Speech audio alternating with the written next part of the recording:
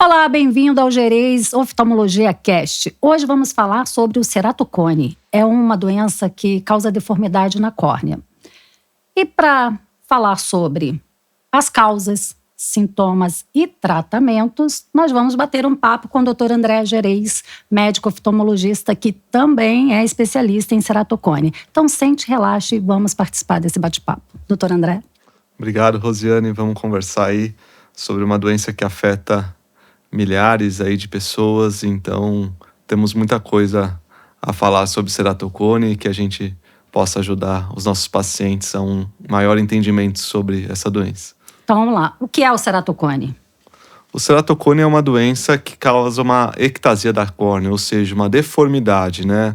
A córnea, para aqueles que não sabem, é a primeira estrutura do nosso olho, é a primeira lente do nosso olho que vai ajudar na focalização da imagem. Então, cerato é de córnea e cone em formato de cone, ou seja, a córnea vai ficando pontuda e fina, vai se deformando, né? Analogia ao cone. E à medida que a córnea vai deformando, a qualidade de visão do nosso paciente vai diminuindo, porque a córnea é uma lente, como essa lente distorcida, deformada, a focalização das imagens vai ficando muito prejudicada e causa um dano visual ao paciente. Aí como que o paciente pode perceber que tem alguma coisa errada? Ele vai enxergando de que forma? Em geral, o ceratocone é uma doença progressiva. A velocidade com essa progressão varia, mas em geral não é tão rápida. Alguns casos a gente pega que tem uma velocidade mais rápida, mas em geral é uma piora progressiva da visão, né? Como saber, eu posso ter ceratocone? Principalmente aquele paciente que não está enxergando com óculos, fala, né? Nossa, eu não enxergo com meu óculos, ou o meu grau está mudando muito, né? Nossa, meu astigmatismo subiu muito, minha miopia subiu muito. Podem ser indicativos, não é uma certeza, porque a minha miopia pode subir e não é ceratocone. Meu astigmatismo pode subir e não é ceratocone. Mas são sinais de alerta, vamos dizer assim, para as pessoas ficarem atentas. Nossa, meu astigmatismo mudou muito, ou coloco um óculos ou fui no oftalmo e não acho o grau para o meu olho, né? Então, são sinais de alerta que a pessoa pode imaginar que algo esteja diferente, e aí, obviamente, sua avaliação vai confirmar o diagnóstico de ceratocone. E a pessoa sente dor? Não, ceratocone é uma doença indolor, não causa nenhum quadro que chame mais atenção, né? Um olho vermelho ou nada diferente, a não ser, por exemplo, o paciente que tem muita conjuntivite alérgica, uma alergia no olho, esse vai ter o olho vermelho mais pela alergia, não pelo ceratocone, né? O ceratocone é uma consequência, depois a gente vai entrar nesse mérito, ou pode até entrar agora, né? Que coçar os olhos é um dos fatores de risco para desenvolver ceratocone. É? Sim. Por quê? Porque a nossa córnea, o nosso olho, ele é feito principalmente de colágeno, que é uma estrutura que é maleável. Então, se eu coço o meu olho todo dia, imagine anos coçando os olhos, isso aumenta o risco de deformar minha córnea, gerando ceratocone, tá? Então, é um alerta para a população, para os pais aí principalmente, né? Não deixe seu filho coçar os olhos, fique vigilante, né? Para aqueles que têm alergia, trate a rinite alérgica, faça as medidas ambientais, né? Para diminuir fatores, porque coçar os olhos, para algumas pessoas, se torna até um hábito de vida rotineiro, né? Coço sempre e tal. E isso aumenta muito o risco do paciente desenvolver ceratocone. E aí o paciente que tem esse tipo de doença alérgica que pode desenvolver ou não tem essa ligação? Não entendi? Um paciente que tem muita alergia, Sim. É esse paciente que é mais propenso a desenvolver o ceratocone? A gente tem duas principais causas reconhecidas, né? 2 fatores de risco principais para o ceratocone. A alergia e a coceira nos olhos e o antecedente genético. São os principais. Hoje se estuda outros fatores, né? Aí causas de alterações das proteínas da córnea, enfim. Mas o que a gente sabe principalmente é coceira e antecedente genético. Então, sim, pacientes que são alérgicos e que têm a conjuntivite alérgica como manifestação da alergia, né? Não é todo paciente alérgico que vai ter conjuntivite alérgica, mas os pacientes que coçam muito os olhos são mais propensos a desenvolver o ceratocone. E qual é o exame que é feito para identificar se tem ceratocone ou não? O exame oftalmológico no consultório, com a lâmpada de fenda, que é aquele aparelho, já dá uma dica para a gente, né? Nós temos alguns recursos que não necessitam de máquinas, como isquioscopia, que a gente joga a luz dentro do olho e vê o reflexo dessa luz. Mas o diagnóstico, além do diagnóstico clínico que é feito no consultório, hoje nós temos aparelhos que eles vão mostrar qual é a curvatura da córnea do paciente, né? Que são os topógrafos e tomógrafos. Então, hoje o exame padrão ouro, né? O melhor exame para a gente diagnosticar ceratocone são as tomografias de córnea, que eles vão mostrar tanto a curvatura como a espessura. Que no caso do paciente com ceratocone, a curvatura aumenta e a espessura diminui. Então, aí ele fecha o diagnóstico, vamos dizer assim. Casos leves podem passar desapercebidos. Então, não é tão incomum, chega um paciente no consultório para avaliar uma cirurgia refrativa, que é a cirurgia para diminuir o grau do olho, ou um paciente que tem um grau inocente, que a gente fala um grau baixo, e aí, estando num serviço de referência, né, tendo um tomógrafo, você faz o exame e às vezes diagnostica um ceratocone leve que o paciente nem sabia que tinha. E esse tratamento ele pode ser feito só com medicamentos ou precisa fazer cirurgia? O tratamento do ceratocone, ele varia de acordo com o nível da doença. Então, existem ceratocones leves, moderados, avançados e muito avançados. De acordo com o nível da doença, a gente vai propor um tratamento. Então, eu sempre falo para o paciente, né, que o ceratocone se baseia em 3 pilares principais o tratamento. É assim que eu vejo a doença, tá? Então, eu sempre mostro isso para os meus pacientes no consultório. Então, quais são esses pilares? Um pilar é não coçar os olhos, e aí envolve tratar a alergia para aqueles que faz sentido. Tem pacientes que têm ceratocone que não coçam os olhos. Às vezes a gente pergunta, você coça? Não, nunca cocei na minha vida. Bom, ele não precisa se preocupar com isso. Então, esse é um pilar. O outro pilar do acompanhamento do paciente com ceratocone é acompanhar com os exames e com as consultas oftalmológicas para ver se a doença não está progredindo, ou seja, o ceratocone ele tem um poder de piorar, principalmente na adolescência e no adulto jovem, são o maior período de risco para essa piora, né? Então, nós temos que monitorizar o paciente, né, através dos exames, através das consultas, para ver se a doença está piorando ou não. Então, esse é o segundo pilar, o acompanhamento médico. E o terceiro pilar de acompanhamento relaciona-se à visão do paciente. Por quê? Porque à medida que a córnea vai ficando deformada, a qualidade de visão vai diminuindo. Então, é um pilar do tratamento propor para o paciente opções, ferramentas para melhorar a visão dele. E aí entra óculos, lente de contato, cirurgias. Tá? Então, dependendo da fase, um tratamento vai ser proposto. Aí a gente pode entrar nesse tripé, né, os tratamentos para esses tripés. E a pessoa, quando ela tem ceratocone, ela pode perder a visão ou não? A visão pode ficar muito prejudicada até chegar a um ponto de uma visão não funcional, vamos dizer assim, tá? Porque à medida que a córnea vai ficando deformada, a qualidade de visão vai caindo consequentemente. Então, infelizmente, ainda chegam hoje pacientes no consultório com uma visão muito ruim, pacientes que às vezes abandonaram suas atividades, não trabalham, não estudam, não dirigem, porque não conseguem enxergar. E aí, esses pacientes passaram do ponto, vamos dizer, né? Esse diagnóstico tinha que ser feito lá atrás, esse acompanhamento tinha que ser feito lá atrás, para que eles não chegassem num estágio avançado da doença.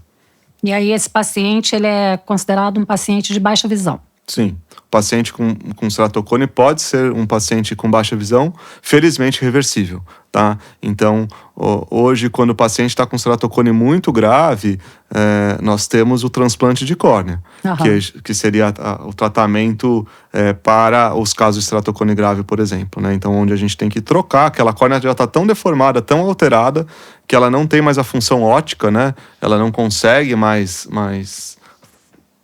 ter o seu papel de focar as imagens de forma qualificada, e aí a gente lança a mão de um transplante de córnea, por exemplo. Eu fico aqui na minha cola, enquanto o senhor fala. E quais são os sintomas que o médico percebe que o ceratocone está desenvolvido há pouco tempo, já tem muito tempo, que já está avançado? A gente nunca sabe quando que o ceratocone começou, né? Então, algumas dicas vão podendo ajudar no diagnóstico. Quanto tempo você usa óculos? Ou há quanto tempo sua visão começou a piorar? Há quanto tempo você já não enxerga tão bem? Né? É um indicativo.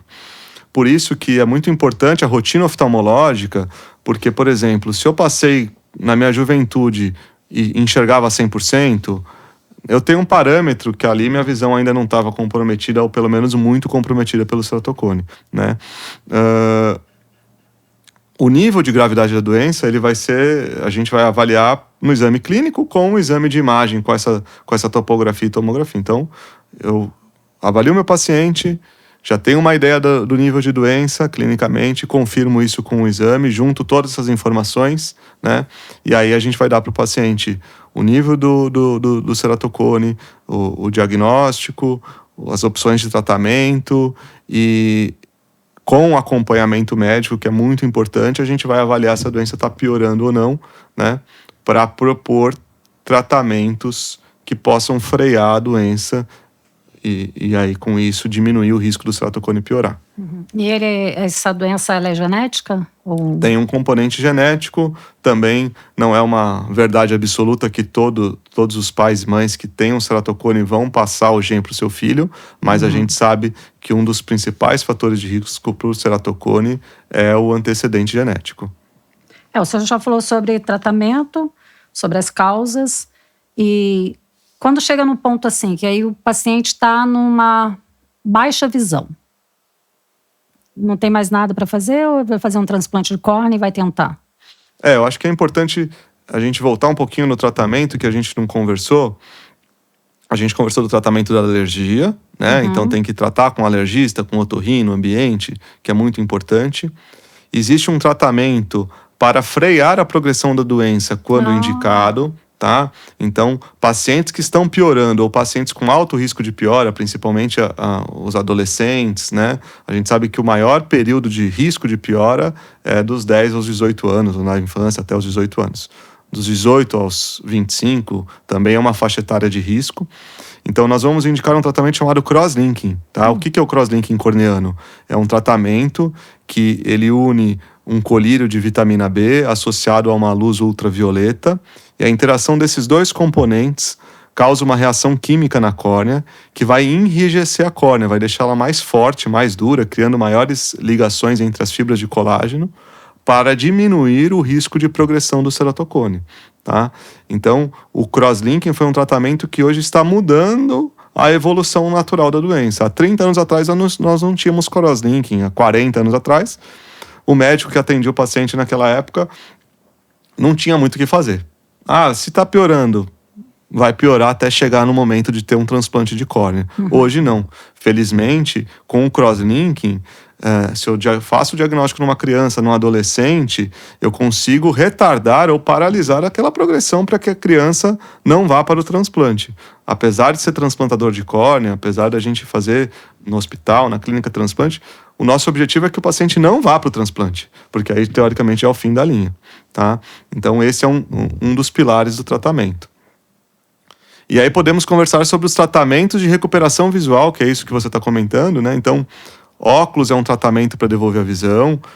Existe um mito que pacientes com ceratocone não podem usar óculos, tá? Por que eu falo um mito?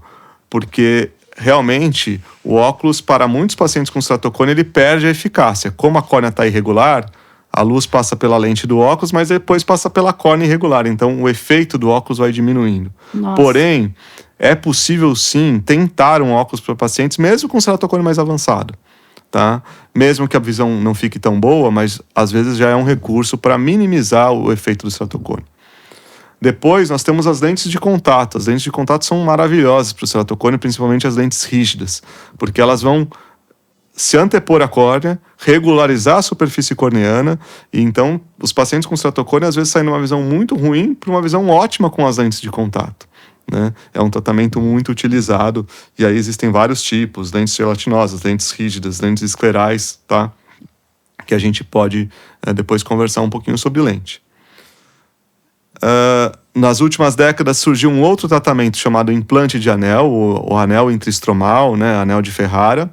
O anel já é um tratamento que visa regularizar a córnea. Nós temos a irregularidade causada pelo ceratocone, ele vai diminuir esse bico, né, causado pelo ceratocone. Eu brinco que é como uma funilaria do carro que bateu. Você quer desamassar a córnea, você quer voltar aquela córnea por mais natural possível. Obviamente que o anel tem as limitações dele, então é um tratamento utilizado para pacientes que não têm uma boa visão de óculos, que às vezes não podem ou não querem usar lente de contato, ou querem tentar melhorar a visão deles. Então o anel a gente vai usar em pacientes moderados, às vezes um ceratocone de um leve mais para médio, um médio um pouquinho mais para avançado. O anel está nesse grupo de pacientes. E o último grupo são os transplantes de córnea. Existem técnicas diferentes, mas aí quando a córnea já está muito deformada, nós acabamos lançando mão do transplante de córnea. E o anel é feito numa cirurgia?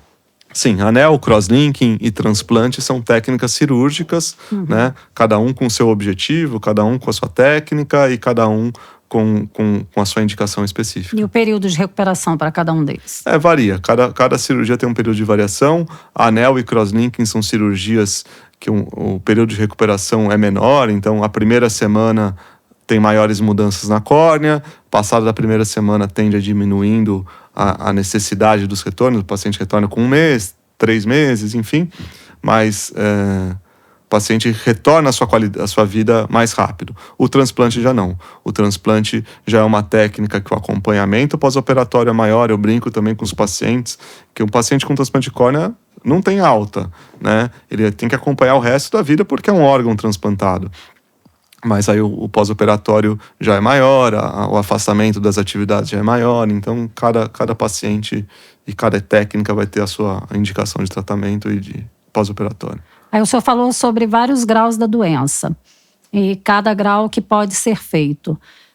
Tem algum momento que chega no ponto que fala não tem nada que possa ser feito? Hoje em dia a ciência, a tecnologia já dá opção para todos os casos. Nos casos avançados é o transplante de córnea, tá? Então, o olho é muito delicado, né? Nós não podemos ficar fazendo transplante à torta e à direita. Queremos evitar ao máximo realizar um transplante de córnea, mas para os casos avançados da doença, em geral, mesmo que estejam muito avançados, óbvio, na medicina a gente nunca tem o nunca e o sempre, né? Mas a grande maioria dos pacientes, ainda num quadro avançado, ele pode ser candidato a um transplante de córnea, tá? Que, mais uma vez, é um alerta, né? Pai, mãe, cuidadores, seu filho tem ceratocone, acompanhem de forma regular, façam os exames, não fujam do consultório oftalmológico, porque é uma judiação uma criança, um adolescente, por exemplo, perder sua visão pelo ceratocone, né? Hoje nós já temos recursos, a gente sabe que em nível de saúde pública nem sempre tudo é ofertado, principalmente na saúde, né, via SUS no Brasil, mas é possível, com organização, com acompanhamento, a gente minimizar, né, os danos de uma doença que pode afetar diretamente a qualidade de vida de uma criança, de um adolescente ou de um jovem, né? Tanto que tem relação ceratocone, depressão, ceratocone, obesidade, ceratocone, por quê? Uma medida que você não enxerga, você vai ficando distante da tua realidade e isso causa um dano, às vezes, imensurável para o paciente, né? Porque já atinge outras áreas, né? E qual o tempo de espaçamento entre uma consulta e outra que o senhor aconselha para quem já faz o tratamento? É uma ótima pergunta. Isso depende da idade do paciente, do nível da doença e também se a gente está observando ou imaginando que esse paciente possa estar progredindo. Em teoria, pacientes abaixo dos 18 anos, eles vão retornar ao consultório a cada 3 meses, no máximo até 6 meses. Então, pacientes que estão com uma suspeita de progressão, hoje retornam ao consultório a cada 3 meses para fazer exame, tá? Um paciente que tem um ceratocone leve, que não está progredindo, após os 18 anos, em geral vai retornar 1 vez por ano no consultório, que é o período para a gente avaliar o grau, para avaliar a visão, para avaliar a alergia, né? Isso varia de cada paciente. A única coisa é que o paciente não pode deixar de retornar, porque às vezes de um ano para o outro, de um ano a cada... ele retorna com uma piora da visão, piora da doença, e quanto pior é a doença, mais difícil dos nossos recursos, né? Então, Voltando um pouquinho no tratamento, um ceratocone avançado às vezes já não dá mais para fazer o crosslinking, que seria para frear a doença, não dá para fazer um anel, né? Então, para o ceratocone, como para qualquer doença, quanto mais cedo nós fizermos o diagnóstico, quanto mais cedo nós acompanharmos nossa doença, melhor é o tratamento para ele. E o senhor falou sobre essa faixa etária até os 18 anos, depois até os 25, mas uma pessoa madura, uma pessoa idosa, ela pode desenvolver ou ela não corre esse risco? É muito difícil um paciente acima dos 40 anos desenvolver ceratocone. Não é impossível, mas é muito difícil. Por quê? Porque a nossa córnea, ela vai ficando dura, vai ficando forte ao decorrer da vida. Então é uma proteção, né? O colágeno da pele, ele vai ficando mais flácido, mas o colágeno da córnea vai ficando mais resistente. Olha só. Então,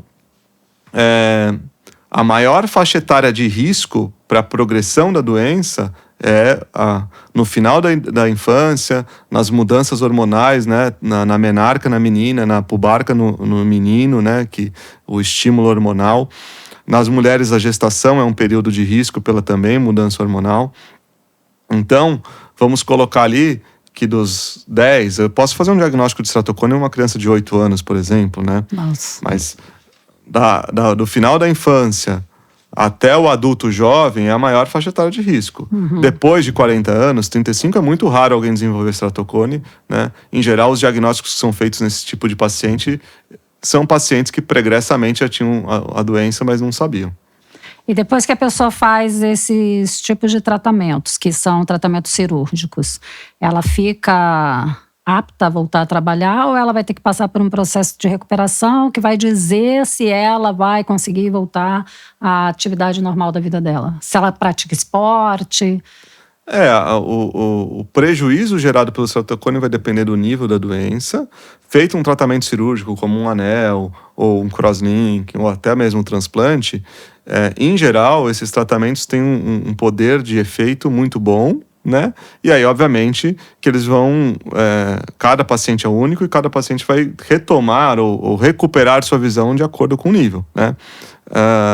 Com acompanhamento oftalmológico, hoje em dia, com os recursos que nós ganhamos, porque as coisas não são únicas, né? Eu posso fazer uma associação de tratamentos, por exemplo. Eu posso implantar um anel e usar uma lente depois? Posso.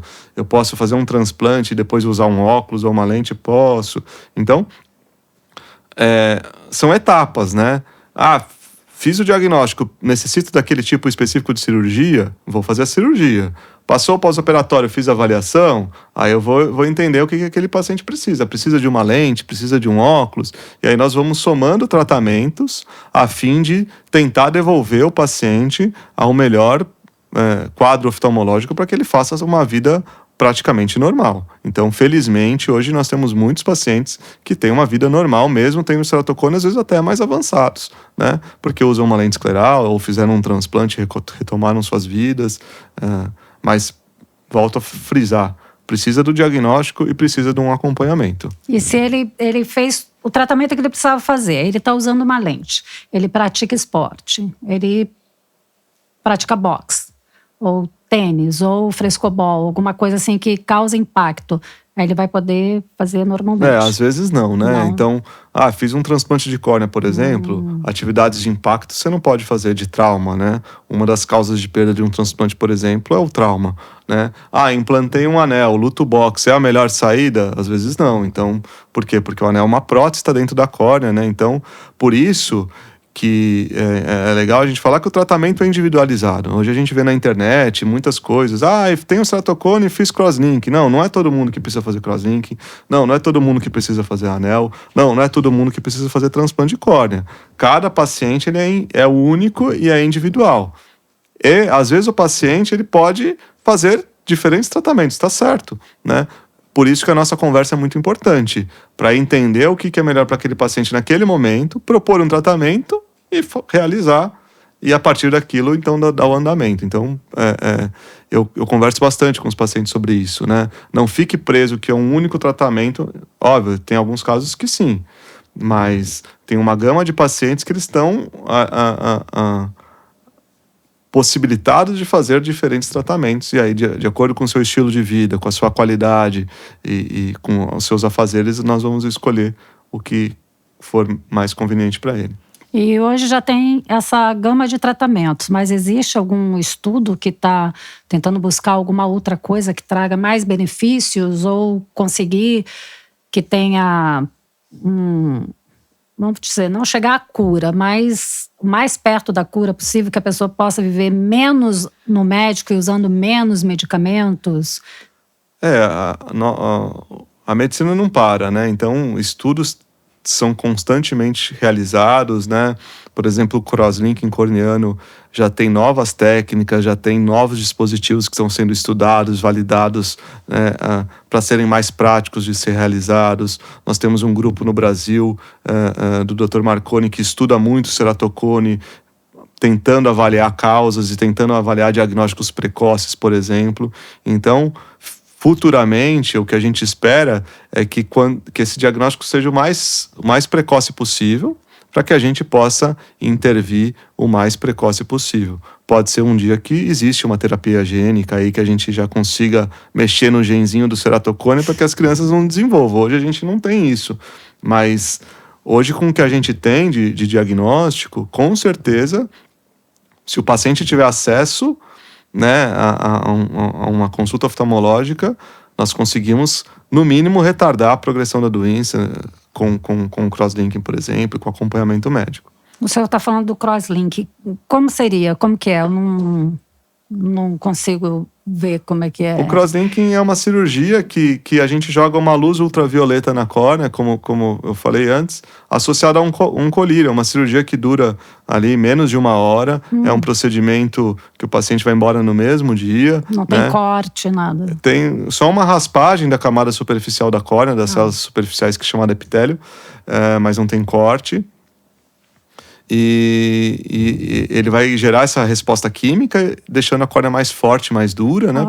Para que o paciente, mais ou menos aí, a cada 10 crosslinks, a gente sabe que ele tem uma taxa de sucesso em torno de 70%, 80%, que é uma taxa bem legal, né? Óbvio, como qualquer procedimento cirúrgico, não é isento de riscos, tá? Então, esse é um ponto importante, né? A gente tenta indicar a cirurgia sempre com os critérios, porque qualquer cirurgia tem risco, porém, a doença também tem o risco de piorar e cada vez afetar mais a visão do paciente. Então, é uma balança de riscos e benefícios que a gente está sempre caminhando em qualquer doença, mas no ceratocone, essa balança está sempre ali. Se minha doença piora, minha visão piora, é um risco muito grande. Às vezes até não é irreversível, porque tem um transplante, mas de limitação muito grande, né? E os procedimentos, eles são indicados com seus riscos, mas visando sempre uma melhora do paciente. E quando o paciente faz um tratamento, que aí não deu certo, aí vai tentar um outro tratamento, vamos falar assim, até chegar no ponto de um transplante de córnea. Aí ele fez o transplante. Ninguém deseja isso, mas vamos pensar em todas as possibilidades. Deu errado o transplante, teve uma rejeição. O que faz? O transplante de córnea, ele pode ser refeito, né? A depender, cada paciente é único, mas em geral, mesmo que um transplante dê errado, se o paciente tiver uma condição oftalmológica mínima, nós vamos refazer esse transplante. E pode ser feito quantas vezes? Não tem um número específico. Transplante, quanto menos a gente fizer, melhor para o paciente, porque induz uma menor memória imunológica, altera menos o olho, menor risco de complicações como glaucoma e outros. Então, a regra é tentar fazer o menos possível. Eu tenho pacientes que já fizeram 5, 6 transplantes, tá? Não é o nosso objetivo. Que bom. É isso, nós falamos sobre o ceratocone, que é uma doença que pode causar muita deficiência na visão, impedir que você tenha as suas atividades normais do seu dia a dia, trabalho, esporte, estudo, afetadas. E o Dr. André Gereis está aqui à disposição para esclarecer qualquer dúvida. Você pode mandar a sua pergunta, você pode perguntar para ele onde ele atende, ele vai te responder. E no próximo episódio nós vamos falar sobre transplante de córnea. Então, até a próxima.